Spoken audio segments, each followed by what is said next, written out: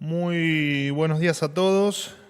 Quería comunicarles en primer lugar que, bueno, por supuesto, una de los ejes, de los ideales del presidente Milei es precisamente la reducción del Estado y la eliminación de todo lo que no genere un beneficio para los argentinos. Se tomó la decisión de avanzar, esto por supuesto ya lo habíamos comunicado, pero estamos dando los primeros pasos para avanzar en el desmantelamiento de diferentes institutos que efectivamente no sirven o no sirven absolutamente para nada, o son grandes cajas de la política, o son simplemente lugares para generar empleo militante. Así que empezamos a avanzar con el primero de ellos. Por supuesto, esto lleva un tiempo. Las cuestiones burocráticas hacen que los tiempos no siempre sean los que uno desea, ni los que la gente espera o los que la gente esperaba. Pero lo cierto es que no dejamos de avanzar en cada uno de los temas que prometimos. Así que el primero de ellos va a ser el INADI. Estamos empezando con su cierre definitivo. El instituto hoy cuenta con, bueno, el detalle también lo saben, pero me gustaría recordar simplemente que tiene alrededor de 400 empleados. Tiene decenas de oficinas a lo largo y a lo ancho del país. Y bueno, lo cierto es que muchas veces estos institutos además siempre tienen la particularidad que en muchas oportunidades están conducidos por funcionarios de dudosa idoneidad. Y tampoco, por supuesto, estamos dispuestos, lo dijimos siempre, y repito, por desgracia los tiempos burocráticos, los procesos y determinadas cuestiones que son, por supuesto, parte del Estado y del funcionamiento del Estado, no son tan veloces como uno quisiera. Pero lo cierto es que no vamos a seguir financiando ni rosca política, ni lugares donde se paguen favores políticos, ni donde haya cientos o decenas de puestos jerárquicos que no suman absolutamente nada a un país que, como siempre digo, está absolutamente empobrecido y donde no podemos hacer que la gente con sus impuestos siga bancando, pagando o sosteniendo este tipo de cuestiones. En otro orden de cosas, mañana existe la posibilidad de una manifestación que se ha conocido que puede llegar a ocurrir, de organizaciones piqueteras aquí en principio en Plaza de Mayo. Simplemente recordarle o transmitirles a ellos algunos consejos que les puedan ser de utilidad. Si cortan la calle, la policía va a actuar. Si rompen veredas, si tiran piedras o prenden fuego tachos de basura o cometen cualquier otro tipo de ilegalidad, la policía va a actuar. Por supuesto, quien cobre un plan social y cometa alguno de estos hechos van a perder el plan. Y ni hablar que quienes tengan o quienes traigan niños a las marchas, cada uno de los casos va a ser reportado, independientemente de esto que les estoy comentando, al Ministerio de Capital Humano para hacer su seguimiento. Además de esto, recuerden, son días de calor, algunos pueden sufrir desmayos, evitemos estos episodios que después vemos por televisión y que nos generan mucha preocupación y mucha tristeza. La línea 134 es una línea que sigue abierta y lo va a seguir estando. Recuerden que es gratuita, anónima y que cualquiera que se sienta amenazado o extorsionado para ir a estos encuentros, deben denunciarlos. Nadie va a perder su plan social, lo van a perder si efectivamente asisten a las marchas y cometen en esa marcha alguna ilegalidad. Así que efectivamente una línea que ya ha recibido casi 90.000 denuncias desde que la línea desde que existe la línea. Bueno, ayer creo que yo lo comuniqué en mis redes y después en alguna aparición en los medios.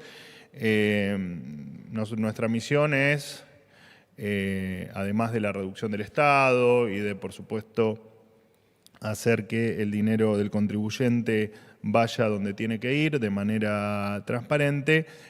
Estamos trabajando fuertemente en la eficiencia también del Estado. Hay dos organismos del Estado, la SIGEN y la Secretaría de Transformación del Estado, que efectivamente han revelado un informe con una auditoría en 114 reparticiones del Estado.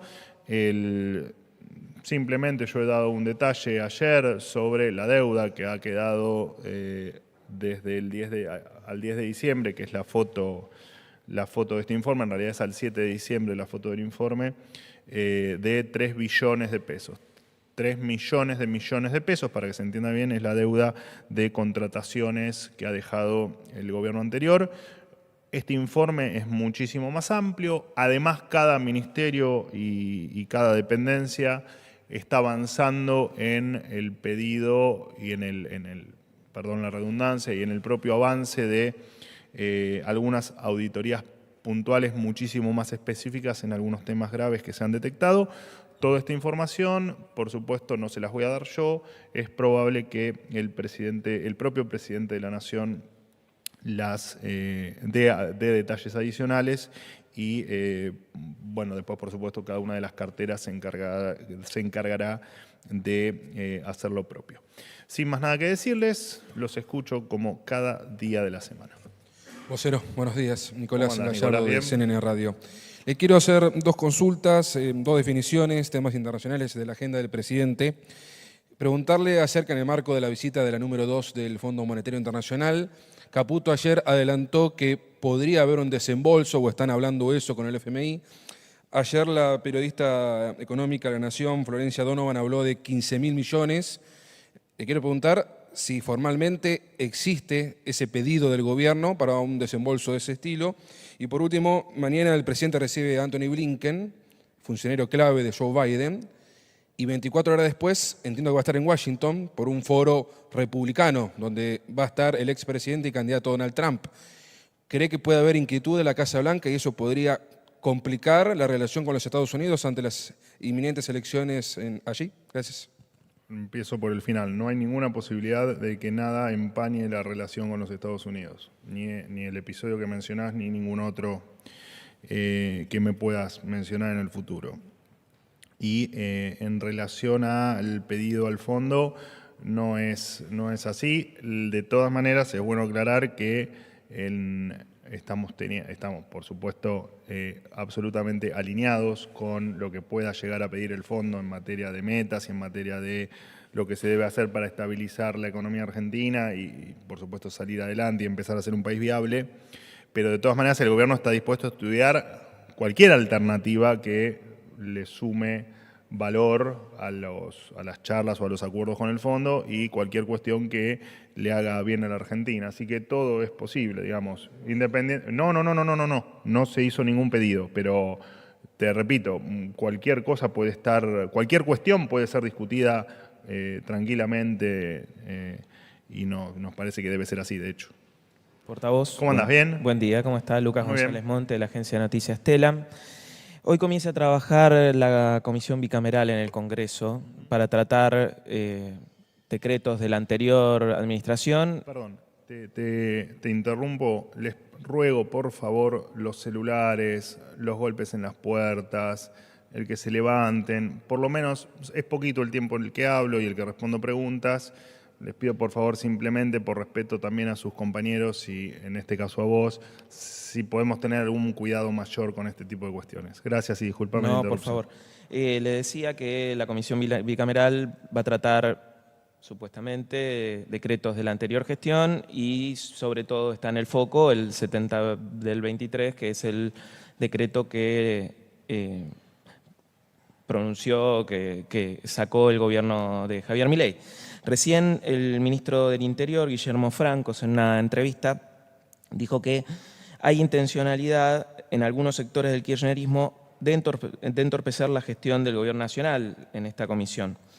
Teniendo en cuenta que el presidente siempre habla de que el gobierno trabaja con escenarios posibles, se analizó la posibilidad de que efectivamente el decreto 7023 sea rechazado en la comisión bicameral y en ese caso, ¿cuáles serían los pasos a seguir por el gobierno? Muchas gracias. No, bueno, a ver, es difícil contestarte porque no, la verdad es que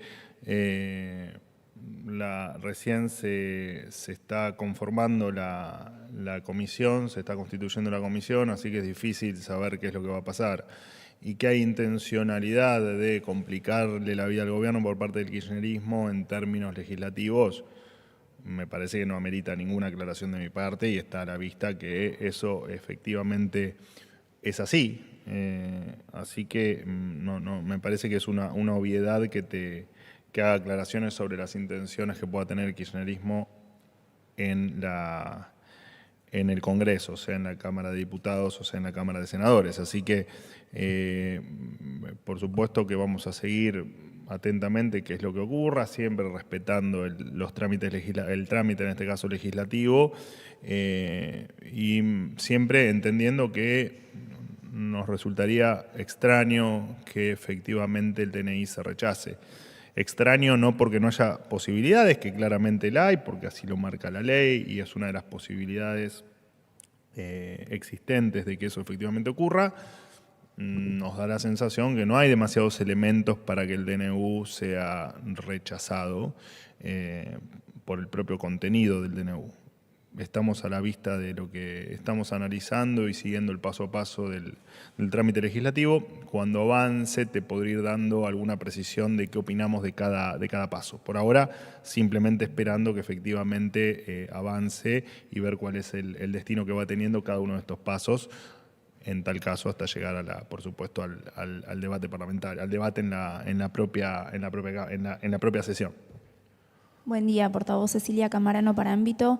Hace instantes mencionó que el gobierno avanza en el cierre definitivo del INADI. Quería preguntarle cómo se va a hacer esto, si se va a hacer a través de un decreto, por ejemplo, qué va a pasar con sus trabajadores y trabajadoras, y también se alinea con esto y el anuncio hace unos días del desmantelamiento de algunas áreas de PAMI, si el gobierno tiene en mira algunas instituciones u organismos también para avanzar en el mismo sentido en los próximos días. Gracias. Sí, hay,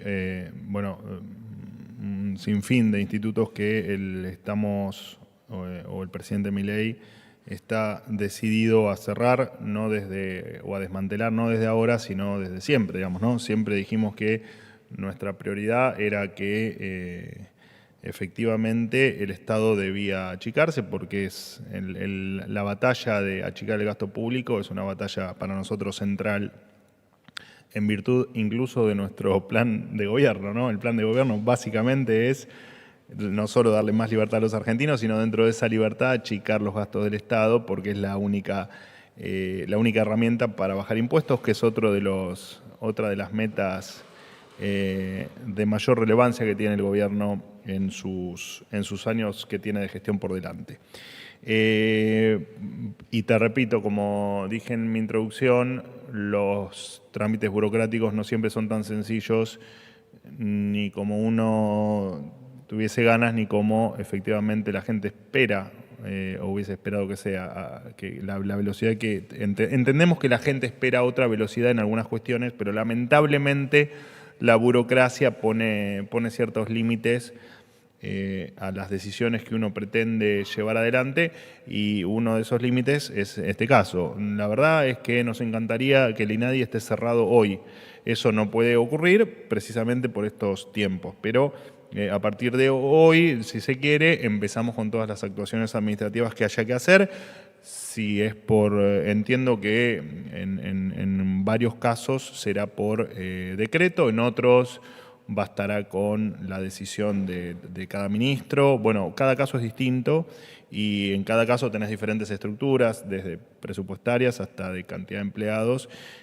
Bueno, siempre dijimos lo mismo, ¿no? Empleado que esté de más no tiene razón de ser que un argentino abone su sueldo con el sacrificio que hace trabajando para pagar en parte los impuestos. Así que eso será un tema que iremos resolviendo instituto por instituto y de acuerdo a, por supuesto, la calidad de cada empleado, no solo idónea, sino también contractual.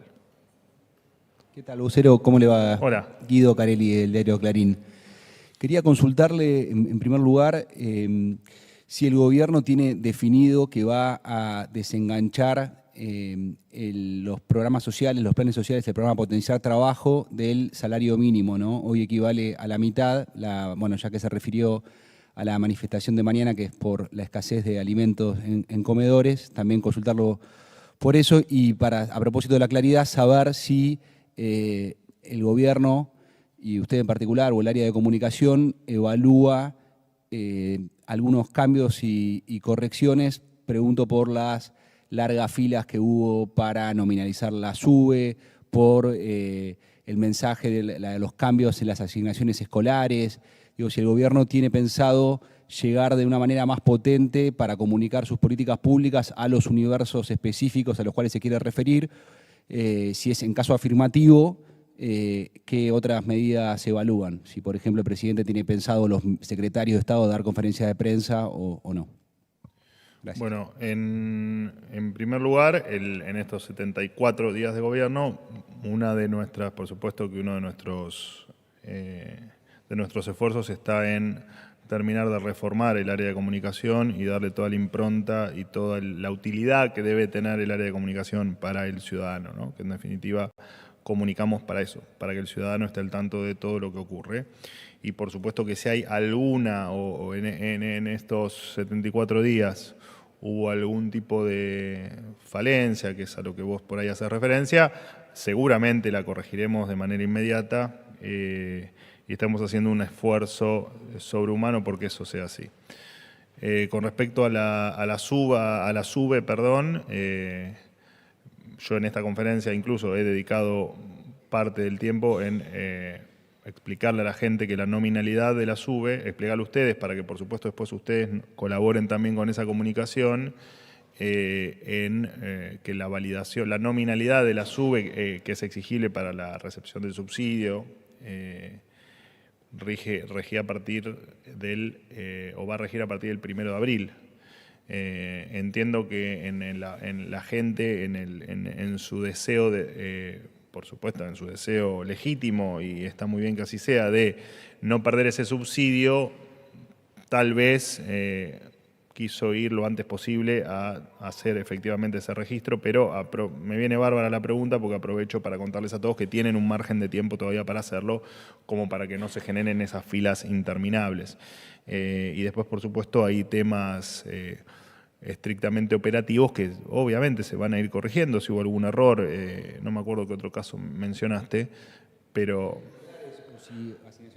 O si, por ejemplo, digo, más allá de esta instancia de conferencia de prensa, que por supuesto no toda la ciudadanía sigue, de alguna manera sí el gobierno va a comunicar de una manera más potente, sí, con campañas de bien público, sí, igualmente en YouTube, o donde sea, no sé.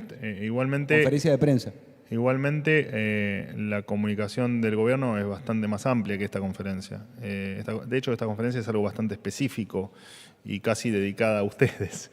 Pero de hecho, yo me dediqué a comunicar, a dar la orden de comunicar por diferentes canales el tema de las ayudas escolares, por ejemplo, que es lo que me viene a la mente. Pero digo, hay un montón de canales que tal vez vos no, por supuesto, no te interesen o no recibas, pero que efectivamente existen y que eso se está comunicando como corresponde. Me habías hecho otra pregunta al principio, perdóname. En la misma sintonía le preguntaba, digo, por conferencia de prensa de los secretarios de Estado o mismo del presidente, y la otra pregunta de otro tema era si el gobierno efectivamente va a desenganchar los planes sociales del salario perdóname, mínimo. el tema de los planes sociales. Sí, efectivamente los planes van a ser descalzados del salario mínimo, pero al margen de eso también me viene bien la pregunta.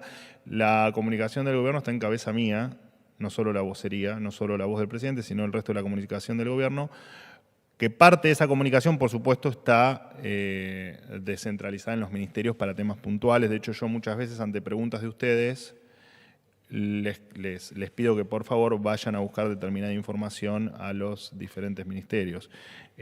Así que no veo digamos, la pregunta tuya en definitiva. Patricia Bullrich ha dado conferencias de prensa en esta misma sala, es una ministra que efectivamente habla bastante con los medios, no sé si diariamente, pero habla bastante, y me parece que la comunicación de las diferentes áreas, lo relevante, no es necesario que efectivamente o necesariamente los ministros tengan que hacer declaraciones permanentemente y de hecho en muchos de esos casos yo estoy para suplirlos. Última pregunta. ¿Qué tal, Manuel? Buen día. Eduardo Menegazzi para Infobae.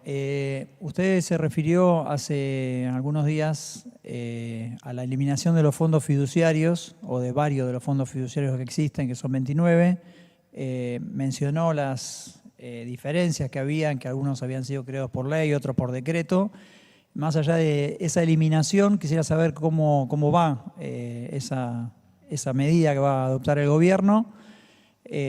Sobre todo, bueno, porque fue hace unos cuantos días y todavía no se avanzó. Usted habló de los trámites burocráticos y demás, pero bueno, ¿qué es lo que se está analizando y hacia dónde van a ir ese dinero, hacia dónde va a ir ese dinero que se va a ahorrar de 2.000 millones de dólares, fue la cifra que usted mencionó?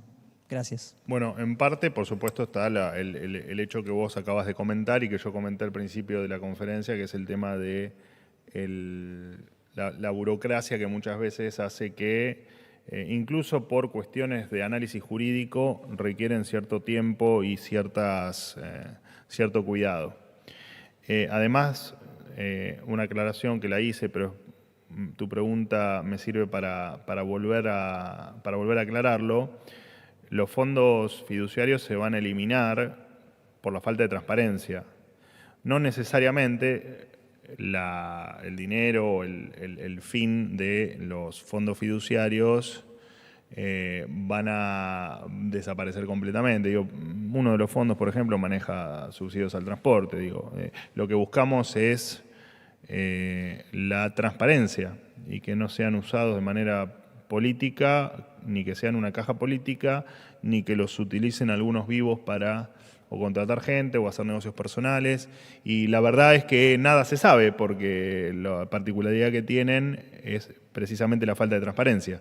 Así que lo que buscamos es la transparencia, no es que se elimine la función que cumplía cada fondo, sino simplemente tener más transparencia y aquellos destinos que encontremos que efectivamente deben seguir existiendo de dinero, tal vez que sigan existiendo, muy transparentados, muy controlados y que la gente pueda saber desde y hacia dónde va ese dinero, porque es dinero del contribuyente. No hay ninguna razón para que fondos públicos sean utilizados por funcionarios públicos sin el grado de transparencia que amerita el uso del dinero público, porque es dinero de todos los argentinos, es dinero tuyo, es dinero mío y también es dinero como digo siempre, de aquel que le cuesta todos los días llevar un plato de comida arriba de la mesa. Gracias, chicos. Hasta mañana.